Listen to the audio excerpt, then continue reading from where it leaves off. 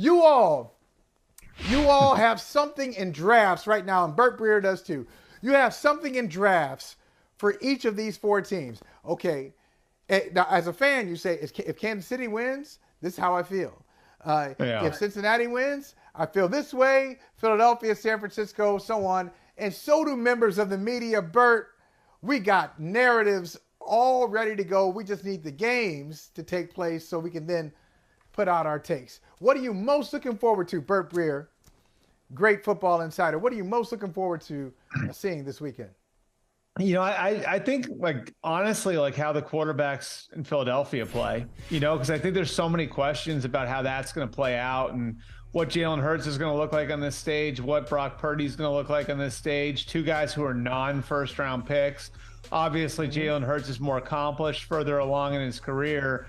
But both those guys replace big money quarterbacks in those places. Both those guys are supported by really great rosters. And I think we have an idea. If Mahomes is relatively healthy, I think we have an idea of how Cincinnati, Kansas City is going to play out, and that could be like a last possession type of game. I have no idea how Philadelphia, San Francisco is going to play out. Yeah. And I think that's exciting, because you have this variable of young quarterbacks who, again, we just don't have a ton of evidence of what they're going to look like in this sort of stage. I don't know that we really got it in the first couple of rounds of the playoffs either. The Niners went going away in the first round, and then in the second round, against Dallas, they really managed Brock Purdy. And the Eagles' win over the Giants was such a runaway that I don't know that we got a great look at Jalen Hurts on that stage either. So to me, this is going to be fascinating, how the quarterbacks are managed in this game, and how the defenses attack the quarterbacks. I think there are so many different potential results that are in play here. Whereas, I think the Kansas City Cincinnati game is just a little bit more of a traditional heavyweight fight. Tell me if you're feeling me on this. I was thinking about this the other day when looking at Conference Championship weekend. We know from our time observing and studying the New England Patriots that for a long period, even when they weren't winning championships, they had a front door. It was a long run. When your dynasty has a front door and a back door, when you win 3 in the front door and 3 in the back door, and you're competitive in the middle, really highly competitive, playing in conference championship games and not necessarily winning Super Bowls or going to Super Bowls and not winning, which the Patriots did for 10 years. In the middle of their dynasty, they went to 2 Super Bowls and lost them. But in the front door and back door, they won championships. They were the class of the NFL. Everything started with the Patriots, and it was a trickle down. And I feel like whether it's their performance on the field, members of their coaching staff being plucked off, members of their front office becoming general managers elsewhere, Thomas Dimitroff, Jason Light, Scott Pioli, all that.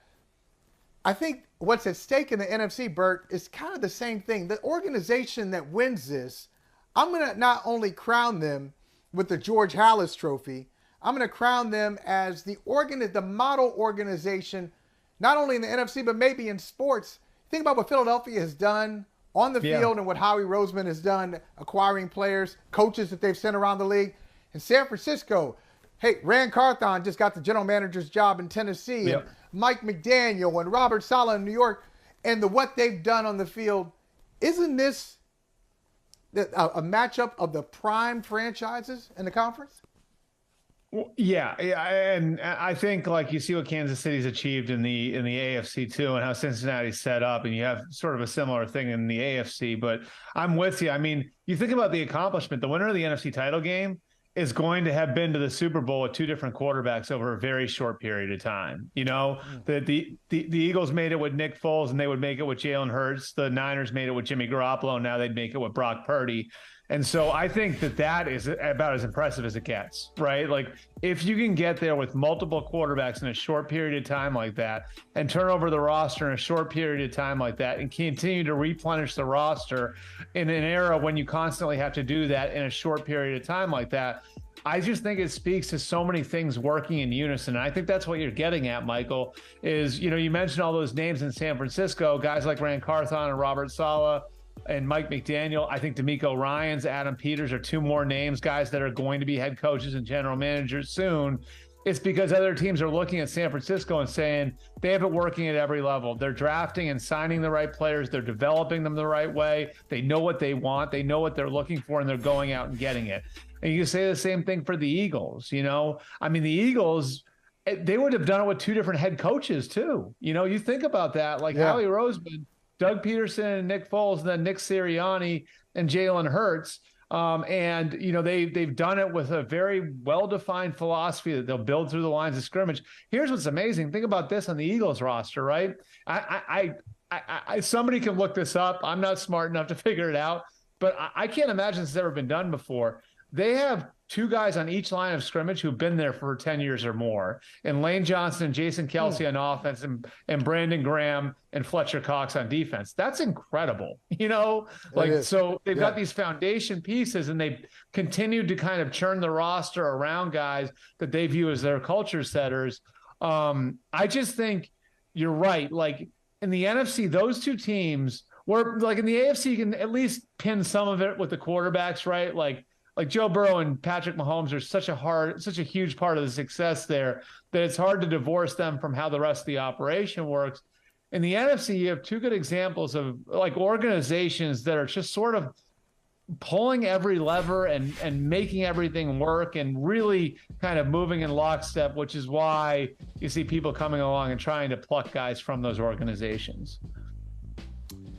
So in the AFC, don't worry, I'm going to get to your picks before we get you out of here. Don't worry about it. We'll get to your picks. But in the AFC, Chiefs, I know a lot of people have focused on Burrow versus Mahomes. Mm-hmm. And I mean, that's natural. I get it. Yeah. And I love both those guys, both, top three quarterbacks in football. Yeah, all that stuff. But Kansas City has been to 5 straight conference championships. And this is really a defining moment for Kansas City. Not like, oh, they don't win this, jobs, heads will roll. No, I'm not going there. What I'm saying is, if you go back to the 70s, the Oakland Raiders at that time, the Oakland Raiders went to multiple conference championship games in a row in the 1970s. Like year after year after year, the Raiders were in the conference championship. But who had multiple Super Bowl titles in the 70s? It wasn't the Raiders. Right. Steelers did. The Dolphins did as well. And back-to-back, 72, 73, the Dolphins did. But the Raiders did not. So they were conference championship game participants, and you respected them. They knew what they were doing. Al Davis, commitment to excellence, all that stuff. They got multiples in the 80s, but not in the 70s. This may be a stake here. Like if Joe Burrow and the Bengals beat them again. At their home stadium with a chance to go to the Super Bowl again. Not that Patrick Mahomes won't win another Super Bowl, but you got to start thinking, okay, what's going on here? I mean, that would be quite a story for a team that's been to 5 straight conference championships and to have 1 title. Yeah, and I think you can take another level too. I mean, if Cincinnati wins this game, they're going to have beaten them 4 times in the last 13 months. That's a pretty incredible number too. Like they're 4-0. They'd be 4-0 against them. So, I hesitate a little, Michael, because the Chiefs are in a different spot than the Bengals are right now in that the Bengals still have Joe Burrow on his rookie contract. And I think what the Chiefs have been able to accomplish after trading Tyreek Hill, how many quarterbacks could have their team trade away their number 1 receiver, maybe the best receiver in the league, and Tyreek Hill, and still be back here and still be playing as well as he is. And you look then across the rest of the roster, right? They completely blew up and rebuilt his offensive line in 2021, and he got back to the conference title game. And this year they blew up his skill position players. He's got a rookie behind him at running back. 4 of the top 5 wide receivers statistically for the team were not on the team last year. I feel like because Mahomes has been great for a while now, I feel like we sort of undersell that part of it. So before I say what I'm going to say here, I think Mahomes has had a remarkable year and deserves the MVP. Yeah.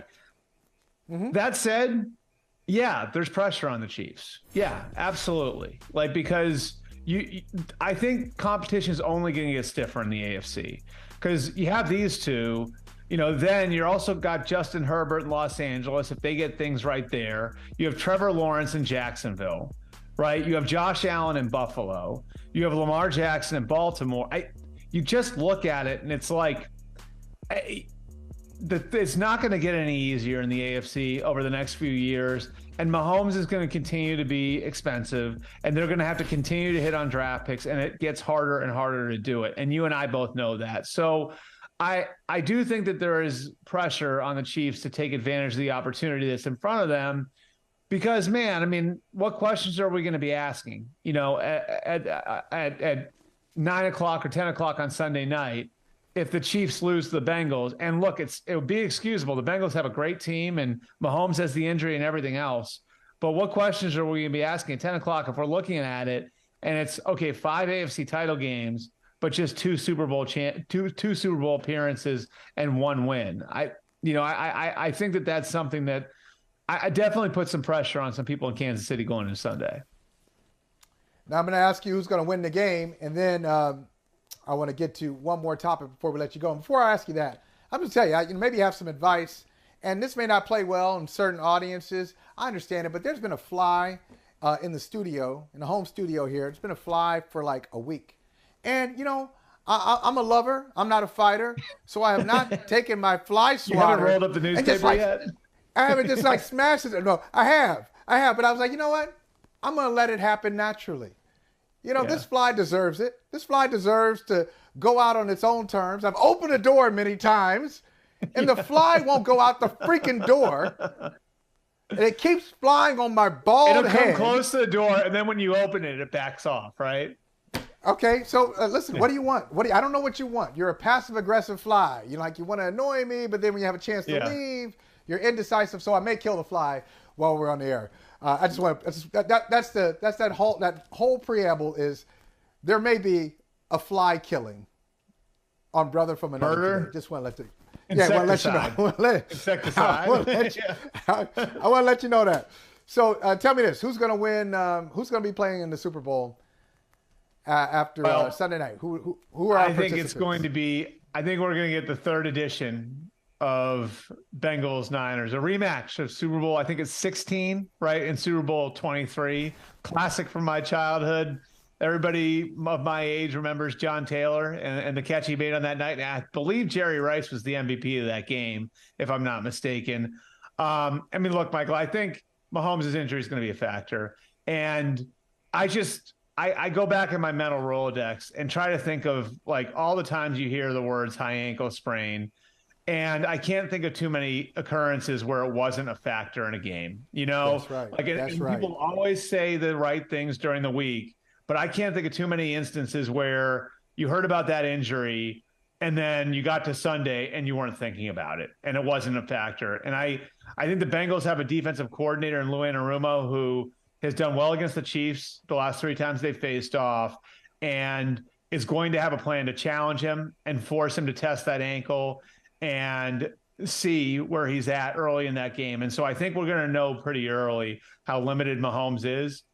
And I just, it's hard to bet against Burrow in these situations. And, I think he's the best big game quarterback in football right now. I think he's the descendant of Tom Brady. And I know that those are heavy words, but I just think the way how easy he makes it look is a result of all the things that he does pre-snap, all the things he does post-snap. It looks easy for him because it is easy for him, and he's manipulating defenses in a way that few quarterbacks can, just like Brady did. San Francisco, I just look at them, and Michael, it's about players, and you just look at the amount of blue-chip players on that roster. Trent Williams, Nick Bosa, Fred Warner, Christian McCaffrey, Deebo Samuel, Brandon Ayuk. They come at you in waves and they are so fast. And I've watched Kyle Shanahan and DeMeco Ryans and the way they've coached the last couple of years and the way they took a team that was flawed last year all the way to the NFC title game and got the Rams down on the ground and almost choked them out. And I trust Kyle and DeMeco in this situation. I trust their talent. I think the Niners are going back to the Super Bowl. I think we're going to rematch a Super Bowl 16, a rematch of Super Bowl 23, and I hope I have those numbers right. I think that's the right numbers. Yep, I think so. And Yep. I think that's right. Yeah. And then I think the Bengals are going to win their first Super Bowl.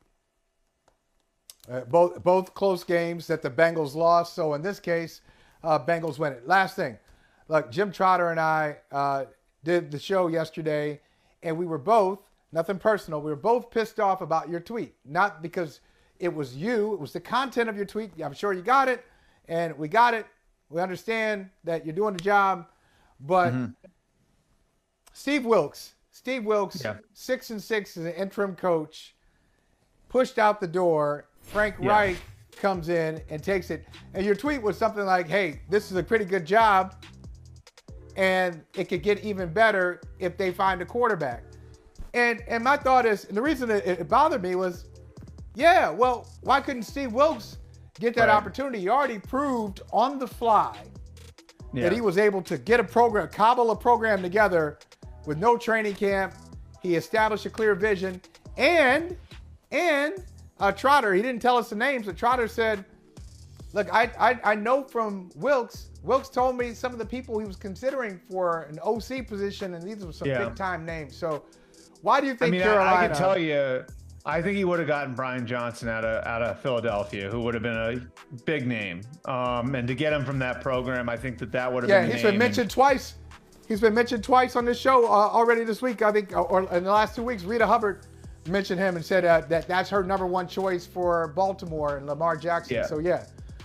But why did Carolina make the decision it made? So, anybody who knows me knows, I think the offensive coach thing is overrated. I really do. And I think you can look at the history of it. John Harbaugh developed Lamar Jackson. Pete Carroll developed Russell Wilson. Bill Belichick developed Tom Brady. You can go name after name after name. Ron Rivera developed Cam Newton, right? So I personally think it's overrated. However, I don't think owners do. And I think when an owner is determined, I need to go find a quarterback, he gets fixated on an offensive coach. Even though, the evidence tells us over the years that if you find the right quarterback, a defensive coach can develop him. So that's right. I think it's an owner who went into this process. If you want to know how David Tepper handled this, in October, November, after he fired Matt Rule, he went and looked at young offensive names. And his idea was, I'm going to go get my own Kyle Shanahan, my own Sean McVay. And the team got fired. And Steve Wilkes, captivated that locker room. And the players were behind him. The organization was behind him. The city was behind him. And David Tepper, to his credit, said, whoa, look at what somebody experienced can do, right? Look at the job that somebody who's been in these shoes before can do. Look at what Steve Wilkes has done. And I think he was of a mind to go and hire Steve Wilkes. I think the quarterback thing got in his head. And I think that they believe organizationally that they're a quarterback away.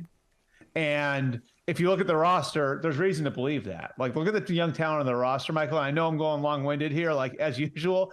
But if you look at the talent, Brian Burns, Jeremy Chin, J.C. Horn, Ike Ekwonu, DJ Moore, they have horses there. That could be a good team in a hurry if you get the quarterback position right. And I think Tepper took I need somebody. I sort of want to pivot to going with somebody experienced to, can I get somebody experienced who's also going to work with the quarterback? And again, I'm the first person that'll tell you, I don't think it's necessary to bring in an offensive coach to get the quarterback. I think it's so bogus. I think it's so bogus. I think it is. I don't think that that's correct, but I know owners think that way. And I think that this was sort of a result of David Tepper middling the whole thing and saying, I like Steve Wilkes' experience, but man, I'm still fixated on finding myself an offensive coach.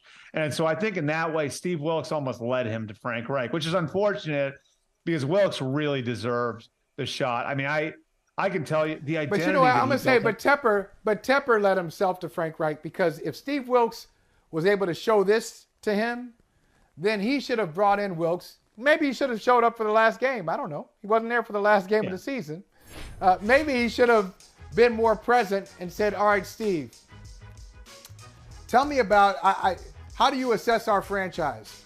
Obviously, you had Baker Mayfield. See you later. Baker Mayfield had to go. P.J. Walker played. He got hurt. Sam Darnold played. He got hurt. Then back and forth.